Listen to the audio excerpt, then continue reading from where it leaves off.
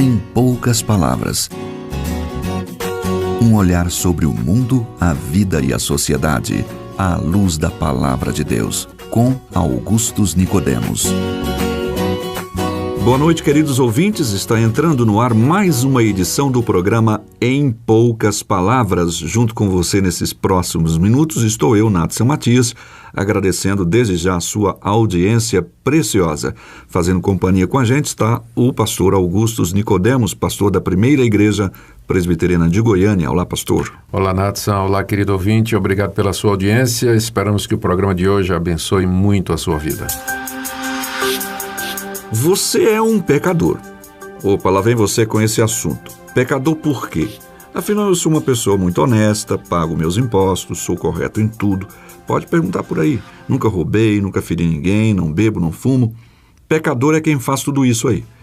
Se a gente for pensar assim, então o pecado é apenas algo que se faz publicamente. Mas será que é isso mesmo? O que é pecado? Esse é o tema do nosso programa de hoje. Então, pastor Augustus, esse nosso personagem é ou não é pecador? Na verdade, somos ou não somos pecadores? Não tenho a menor dúvida. Todos nós somos, inclusive esse que fala com você, né? Somos todos, ambos, né? Somos todos pecadores diante de Deus. Não tenho a menor dúvida disso. A confusão que existe sobre isso é que há uma distinção que foi feita no catolicismo romano entre pecado venial e pecado mortal, como se determinados pecados fossem mais graves do que outros. Alguns poderiam ser facilmente perdoados, outros já teriam mais uma dificuldade e outros exigiriam até um tempo no purgatório para poder serem justificados ou perdoados. Na verdade, essa distinção ela não é bíblica. A Bíblia diz que pecado é a transgressão da lei de Deus, e que o mesmo Deus que disse não adulterarás e não matarás é o mesmo Deus que disse não mentirás. Para muita gente, adultério e assassinato é um pecado mais grave do que a mentira. Mas, biblicamente falando, todo pecado é igual porque é transgressão da lei do mesmo Deus. O Deus que deu a sua lei, expressou sua vontade nos mandamentos, o Deus que tem um padrão moral, um Deus que tem referenciais para a conduta humana. Pecado é quando nós quebramos esse referencial. É quando nós desobedecemos a Deus, fazendo aquilo que Ele disse que nós não devíamos fazer e deixando de fazer aquilo que Ele diz que nós deveríamos fazer. Então, pecado ele tem que ser definido à luz de Deus, à luz de Deus como referencial, da sua vontade. O pecado é a quebra da lei de Deus. E aqui, eu já mencionei, tem os pecados de comissão, que são aqueles pecados em que nós transgredimos a lei de Deus, fazemos alguma coisa que Deus disse não faça, tipo assim, não cobiçarás, e a gente cobiça. Isso é um pecado de comissão.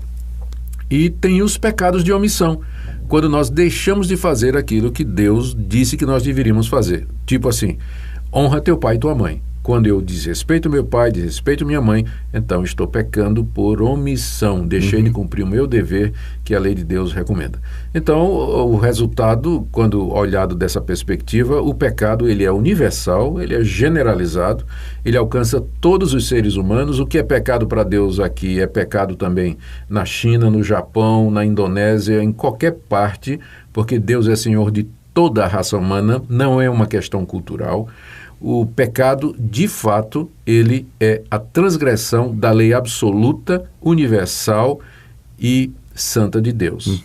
E isso nos coloca na condição de pecadores.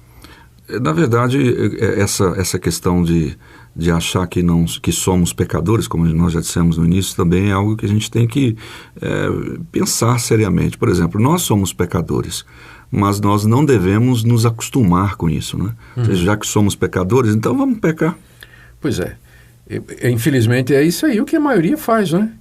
Então, não ligam para o pecado, não levam o pecado a sério. Alguns zombam desses conceitos, especialmente nos dias de hoje, em que o relativismo entrou na sociedade brasileira, na sociedade mundial, e também entrou na igreja evangélica.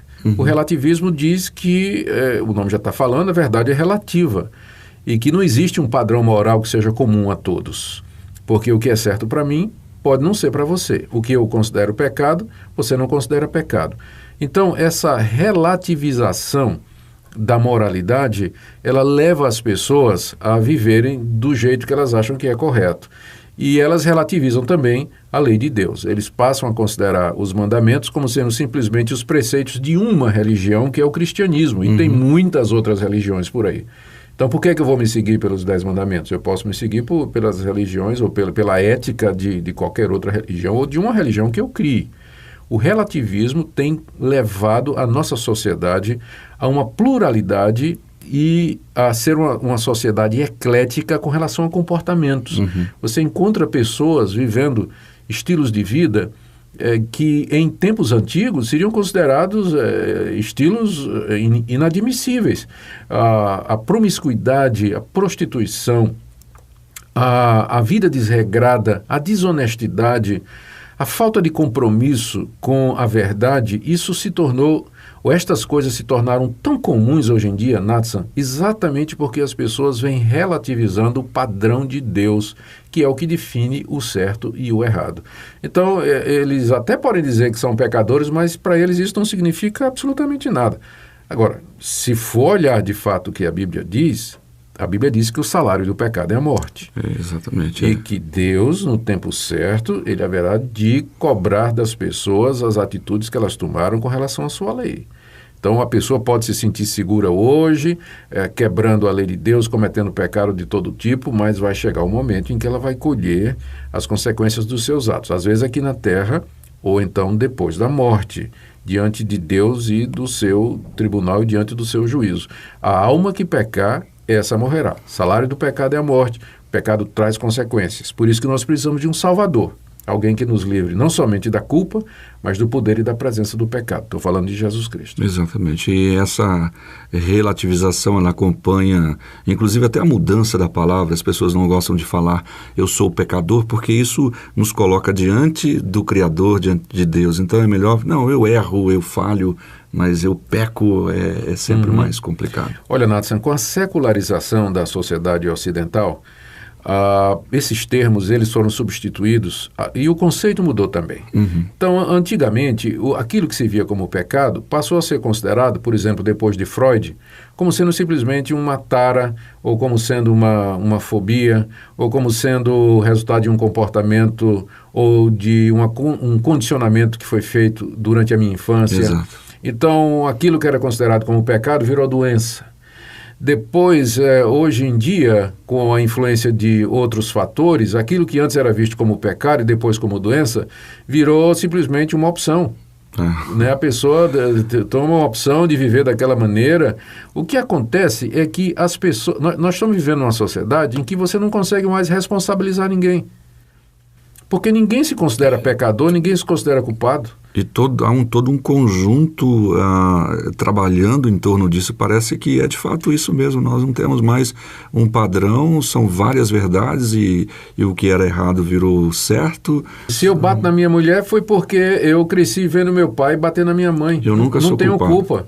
A culpa é do governo, a culpa é da minha família, a culpa é do meu pai, a culpa é do meu vizinho, a culpa é dos outros menos de mim. Nós vivemos uma sociedade que não quer culpa, ela não quer se sentir culpada. Por isso ela culpa os outros, ela não assume a responsabilidade pelos seus atos e quando a culpa bate, porque apesar de todos esses esforços, eles se sentem culpados sim. As pessoas se sentem culpadas. Aí vai para o Prozac, vai para o Rivotril, vai beber, vai se embriagar de sexo, vai fazer qualquer outra coisa, passa o dia na internet, num outro mundo, para fugir da consciência culpada, porque não tem jeito, o pecado traz culpa, a pessoa vai se sentir culpada e ele não tem como aliviar a consciência, porque só tem uma coisa que perdoa pecado e alivia a consciência de verdade, o sangue de Jesus. O sacrifício de Jesus na cruz do Calvário por nós, de fato nos liberta, nos purifica e nos traz uma consciência tranquila, quando nós nos arrependemos, quando nós reconhecemos que somos pecadores e nos entregamos completamente a Jesus. E aí o fardo vai embora por conta desse reconhecimento, dessa renúncia completa diante da cruz. Graças a Deus. Ok, pessoal, vocês ouviram então uma conversa sobre esse tema que certamente ainda há muito o que falar e em outros programas ele deve voltar à tona. Mas nós queremos ouvir uma música e daqui a pouco a gente volta. Confesso a ti, Senhor, e fraco eu sou. Tão fraco eu sou, mas forte tu és. Eu venho a ti, Senhor, sem nada pra dar. Só quero pedir, vem e ajuda-me, ó Deus.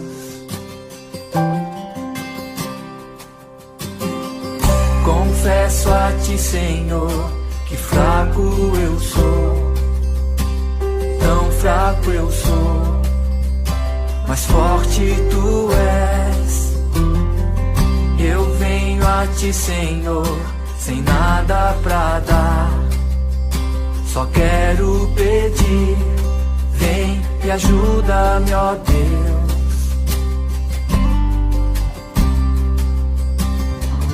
Um coração quebrantado e humilde não rejeita, Senhor. Estenda a mim tua graça e deixe teu amor fluir. Por misericórdia nós clamamos. Faz chover perdão e graça sobre mim, perdão e graça. E lava-me, Senhor, pois hoje eu preciso do teu amor.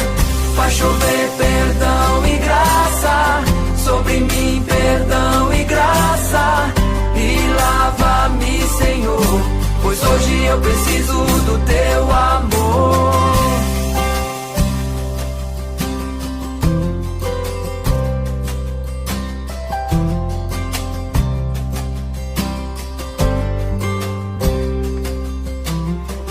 Confesso a ti, Senhor, que fraco eu sou. Tão fraco eu sou, mas forte tu és. Eu venho a ti, Senhor, sem nada pra dar. Só quero pedir, vem e ajuda-me, ó Deus.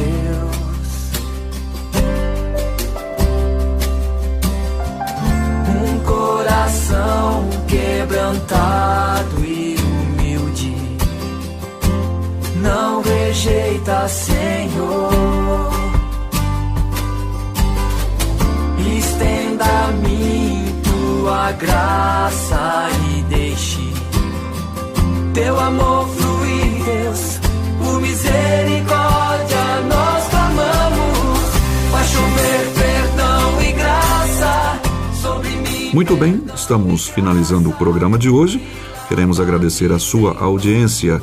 Sempre estamos enfatizando o e-mail e queremos que você mande mesmo alguma pergunta, alguma sugestão, enfim, estamos abertos para ouvir você. Em poucas palavras, @pipg.org.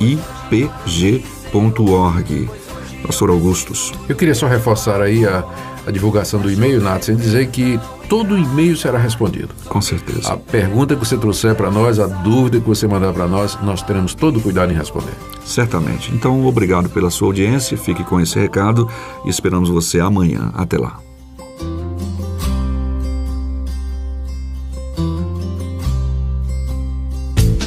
Se você deseja saber mais sobre esse e outros assuntos à luz da Palavra de Deus, domingo às 9 da manhã ou às 7 da noite. Será um prazer conhecê-lo pessoalmente. Primeira Igreja Presbiteriana de Goiânia, Rua 68, esquina com 71 Centro. Fone 3213-3320. www.pipg.org.